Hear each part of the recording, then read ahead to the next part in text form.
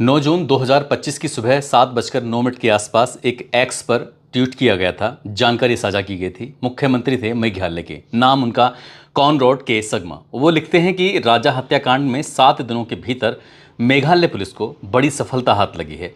मध्य प्रदेश के रहने वाले 3 हमलावरों को गिरफ्तार कर लिया गया है। महिला ने आत्मसमर्पण कर दिया है।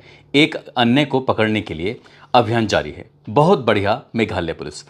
बस ये ट्वीट करना था कि उसके बाद सोशल मीडिया पर एक तरह से कह सकते हैं भूचाल आ गया, तूफान आ गया। हर कोई बस इसी ट्वीट के बारे में बातचीत करना शुरू कर देता है, क्योंकि एक लड़की जिसको तलाश करने के लिए पुलिस तमाम कोशिशें कर रही थी। SDRF, NDRF, Meghalaya police, local के लोग, पर्वतारोही, तमाम और इंदौर की पुलिस, तमाम लोग कोशिश कर रहे थे। आखिरकार जिस लड़की को तलाश कर रहे थे वो जिंदा थी, और जब जिंदा जिस हाल में मिलती है वही हाल अपने आप में कई तरह के सवाल खड़े कर रहा है। अब लोग सोशल मीडिया पर ये लिखने लगे हैं, सोनम ही बेवफा है। आज की इस कहानी के माध्यम से ये समझने की कोशिश करते हैं कि क्या वाकई सोनम बेवफा है कि नहीं है। आदाब, नमस्कार, सत श्री अकाल। मैं उस्मान सैफी। आज की जो सच्ची घटना मैं आपको सुनाने जा रहा हूँ, ये सच्ची घटना आज की शुरू होती है उत्तर प्रदेश के ज़िला गाज़ीपुर का एक थाना है नंदगंज। नंदगंज थाना क्षेत्र की मैं बात कर रहा हूँ। इसी क्षेत्र में एक ढाबा लगता है जिसका नाम है काशी चाय का जायका। काशी चाय के जायके पर 8 और 9 जून 2025 की रात लगभग 1 बजे के आसपास का वक्त रहा होगा। एक लड़की जिसके बाल बिखरे हुए थे, जिसने टी शर्ट पहनी हुई, जिसने नीचे जींस पहनी हुई थी, बड़ी बदहवास हालत में थी, परेशान से थी, समझ नहीं पा रही थी कि आखिरकार करे तो क्या करें। ढाबे के सामने एक टीन शेड है। टीन शेड के बराबर में जाकर खड़ी हो जाती है।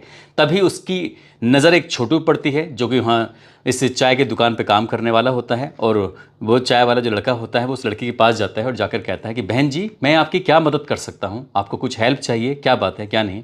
वो लड़की थोड़ी घबराई हुई थी, सकुचाई हुई थी। उस छोटू ने जाकर, जो इस ढाबे का मालिक होता है, इसका नाम साहिल यादव होता है, उसके पास जाता है और जाकर कहता है कि भैया, एक लड़की है जो अकेली है, जिसने इस तरह के कपड़े पहने हुए हैं, बाल उसके बिखरे हुए हैं, बड़ी बदहवास हालत में है, कुछ ना कुछ दिक्कत परेशानी है, आपको देखना चाहिए, आपको जाकर बात करनी चाहिए। छोटू ने जाके जैसे ही अपने मालिक ढाबे वाले से ये बात कही, ढाबे वाला साहिल यादव उस लड़की के पास पहुंचता है। उस लड़की से जाकर पूछता है कि आपको क्या मदद चाहिए, क्या आपको खाना खाना है या आपको कुछ और मदद चाहिए, तो आप हमसे बता सकते हो। उस लड़की ने एक डिमांड की कि मुझे फ़ोन चाहिए, मुझे बात करनी है, अपने घर वालों से बात करनी है, क्या आप मेरी मदद कर सकते हैं। जैसे ही साहिल यादव ने ये बात सुनी, थोड़ा सा घबराया, परेशान हुआ।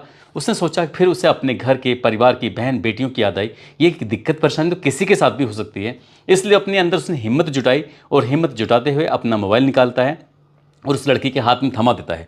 वो लड़की क्या बातें कर रही थी, क्या नहीं कर रही थी, उस ढाबे के मालिक ने ये जानने की बिल्कुल कोशिश नहीं की, ना ही छोटू ने जानने की कोशिश की। और वो जाकर थोड़ा दूर खड़े हो जाते हैं। लड़की जब फ़ोन पे बातचीत कर रही थी तो लगातार रोए चले जा रही थी, रोते रोते कुछ कहने की कोशिश कर रही थी। सामने फ़ोन पर कौन है उसको पता नहीं, लेकिन ये कहा जाता है कि वो परिवार के लोगों से बातचीत कर रही थी। और जब बात खत्म हो जाती है, पूरी हो जाती है, तब भी उसका रोना बंद नहीं होता। एक तरफ छोटू, एक तरफ उस ढाबे का मालिक। इसी बीच में एक और महिला होती है जो यहाँ पर अपने परिवार, अपनी फैमिली के साथ आई हुई थी। उस महिला की नज़र इस रोती हुई लड़की पे पड़ जाती है। तभी वो लड़की से बातचीत करने की कोशिश कर रही थी, उसको ढांढस बताती है, शांत कराती है कि बेटा शांत हो जाओ, क्या दिक्कत है, क्या परेशानियाँ, आप हमसे बताओ, हम आपकी मदद कर सकते हैं। लेकिन सोनम, जो लड़की जिसका नाम सोनम रघुवंशी होता है, वो सिर्फ रोए चली जा रही थी। आखिरकार उस महिला ने जाते जाते ढाबा मालिक से कहा कि आपको एक काम करना चाहिए, आपको पुलिस को कॉल करनी चाहिए, पुलिस को बताना चाहिए।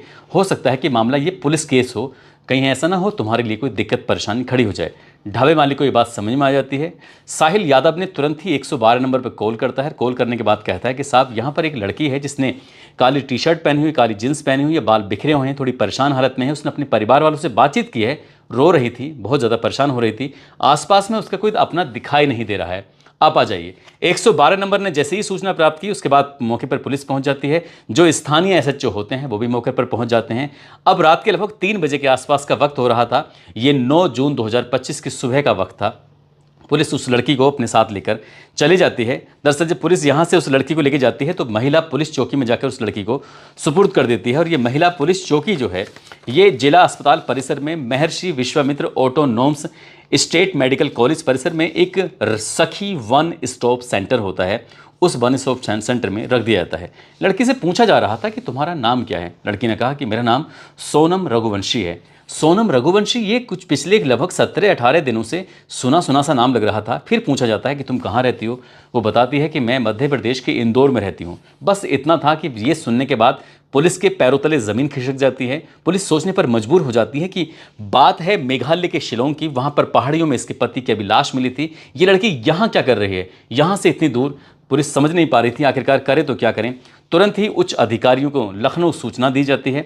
लखनऊ के लॉ ने ऑर्डर होते हैं, अमिताभ यश उन तक बात पहुंचती है। उनको पूरी कहानी अब तक जो भी हुआ है, कैसे कैसे लड़की मिली है, कहाँ से प्राप्त हुई है, क्या इसने बताया क्या नहीं बताया है, अमिताभ यश को पूरी जानकारी दी जाती है। आखिरकार उन्होंने मेघालय पुलिस से संपर्क किया, साथ ही इंदौर पुलिस से संपर्क किया और उनको बताया कि जिस लड़की को आप पिछले 17 दिनों से तलाश कर रहे थे, दरअसल वो लड़की हमारे यहाँ पर है और आप आकर यहाँ बातचीत कर सकते हैं, मिल सकते हैं। बस मेघालय पुलिस को और साथ ही जो इंदौर की पुलिस को सूचना दी जाती है। इसके बाद उस लड़की से ये भी जानकारी जुटाई जाती है कि तुमने किससे बातचीत की है। तो यहाँ पर ये बात आती है कि लड़की ने अपने भाई गोविंद से बातचीत की है। गोविंद जो उसको इंदौर से जाकर सीधा मेघालय के शिलोंग में उन पहाड़ियों में अपनी बहन को लगातार तलाश कर रहा था। हालांकि पुलिस अब इस मामले की जांच पड़ताल कर ही रही थी, लेकिन एक गाइड ऐसा सामने आता है जो कि मावला ख्यात एक जगह लगती है, वहाँ का एक लड़का होता है गाइड, जो कि अल्बर्ट पेड जिसका नाम होता है। वो बताता है कि 23 मई 2025 की सुबह 10 बजे के आसपास वो देखता क्या है कि एक कपल है, जिस कपल के बारे में उसने जब जानकारी सोशल मीडिया के माध्यम से पता चलता है, जो लड़की है उसका नाम सोनम रघुवंशी है और जो उसका पति है उसका नाम राजा रघुवंशी है। ये दोनों साथ थे और इनके साथ 3 जने और थे। वो 3 कौन थे, क्या बातें कर रहे थे, कोई उसको जानकारी नहीं, क्योंकि वो हिंदी में बात कर रहे थे और उसको हिंदी आती नहीं थी। इस गाइड को या तो अंग्रेजी जानता था या फिर अपनी लोकल की भाषा, शायद खासी से बोलते हैं, उसको जानता था। इसने कहा कि मैं आपको सेवाएं दे सकता हूं, मैं आपकी मदद कर सकता हूं, आपको कहां घूमना है आप मेरे साथ चल सकते हैं। अल्बर्ट पेड ने जितनी भी बातें की, उन लोगों ने साफ इनकार कर दिया कि हम आपको अपने साथ लेके नहीं जाना चाहते। इसके बाद उन्होंने एक दूसरा था वान साई, एक गाइड होता है, उससे वो मदद मांगते हैं, उससे कहते हैं कि हमें घूमना है। पहले वाले को रिजेक्ट कर देते हैं, दूसरे वाले गाइड को अपने साथ लेके चले जाते हैं। लेकिन जब ये स्थिति हो जाती है तो अचानक से गायब हो जाते हैं। अब इस मामले में जब पुलिस को भी ये बातें सब याद आती हैं, तो सोशल मीडिया पर ये सब चीज़ें लगातार चल रही थी। तभी मेघालय के डीजीपी, जिनका नाम हो इदा शीशा नोनग्रांग, इनकी तरफ से एक मैसेज दिया जाता है। बताया जाता है कि मध्य प्रदेश के 3 लोगों को पकड़ा है और साथ ही महिला को भी हिरासत में ले लिया गया है। पुलिस का ये दावा है कि राजा रघुवंशी की जो हत्या हुई है, कत्ल हुआ है, उस कत्ल में इस लड़की का पूरा रोल है। इसने लोगों को हायर किया और हायर करने के बाद उसने अपने पति की हत्या कराई।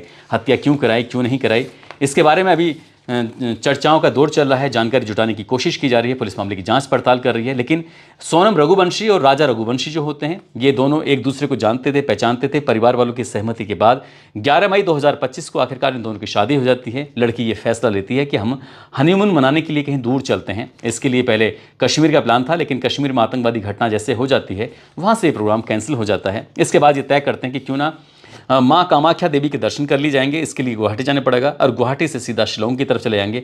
शिलोंग की जो घाटियाँ हैं, वहाँ की जो वादियाँ हैं, वहाँ देखेंगे और हनीमून का लुत्फ लिया जाएगा। कुछ ऐसी प्लानिंग थी।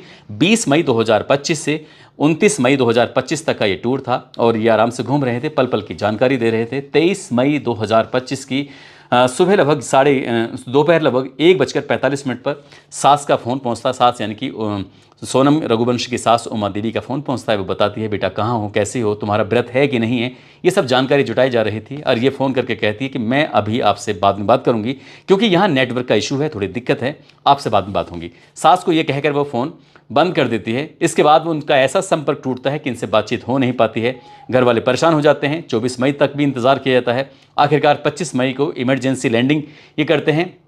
दूल्हा यानी कि राजा रघुवंशी का भाई और जो लड़की होती है उसका भाई, ये इमरजेंसी वहाँ जाते हैं और जाने के बाद अपनी बहन को तलाश कर रहे थे। जब वो लोकल की पुलिस मदद नहीं करती है, तब यूट्यूबर्स की मदद ली जाती है और मदद लेने के बाद लगातार कोशिश करते करते आखिरकार 11 दिन बीत जाते हैं। मेघालय के एक ज़िला है पूर्वी खासी हिल्स, वहाँ का एक थाना है सोहरा थाना क्षेत्र का ये इलाका लगता है बोईसाडोंग। और यहाँ लगभग 1000 फुट की जो गहराई थी उस खाई की, उस जगह की, वहाँ पर एक लाश मिलती है। और लाश के जो मिलती है उसके सीधे वाले हाथ पर राजा लिखा हुआ था। उससे पहचान कर ली जाती है कि जिस राजा रघुवंशी की तलाश कर रहे हैं, दरअसल वो मर चुका है, उसे मार दिया गया है। उसी के पास में एक दराती मिलती है जिससे क्या नारियल काटे जाते हैं, उससे शायद इसकी हत्या की गई है और मार के इसको गहरी खाई में डाल दिया गया है।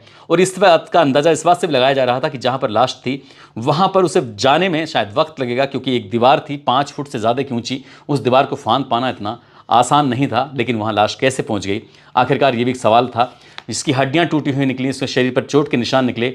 अब सोनम की तलाश थी। सोनम को तलाश करने के लिए वहाँ की एसडीआरएफ, एनडीआरएफ, लोकल पुलिस और पर्वतारोही तमाम टीमें काम कर रही थी। एसटीएफ का गठन कर दिया जाता है। परिवार के लोग मांग कर रहे थे कि सीबीआई की मांग होनी चाहिए। मुख्यमंत्री से लेकर मेघालय के मुख्यमंत्री हो या फिर देश के गृह मंत्री हो, प्रधानमंत्री को पत्र लिखा जाता है। पूरे देश भर में इस घटना को लेकर हड़कंप मचा हुआ था। लेकिन ये हड़कंप उस वक्त लोगों को सोचने पर मजबूर कर देता है जब ये लड़की गाजीपुर के एक ढाबे पर बदहवाश हालत मिलती है। फिलहाल पुलिस ने उसको अपनी हिरासत में लिया है, उससे पूछताछ चल रही है। बस लोगों का जिस तरह से ये कहना है कि सोनम ही बेवफा है, क्या वही बेवफा है? लेकिन घर वाले, परिवार वाले अभी मानने को तैयार नहीं है। यदि परिवार वालों की बात झूठी निकली तो हो सकता है कि परिवार वालों का भी इसमें इन्वॉल्वमेंट सामने आ जाए। ये तो खैर पुलिस के बाद की जांच के बाद ही स्पष्ट हो सकेगा। लेकिन जिस तरह से, जिस हालत में सोनम का मिलना है, वो वाकई अपने आप में कई तरह के सवाल खड़े कर रहा है।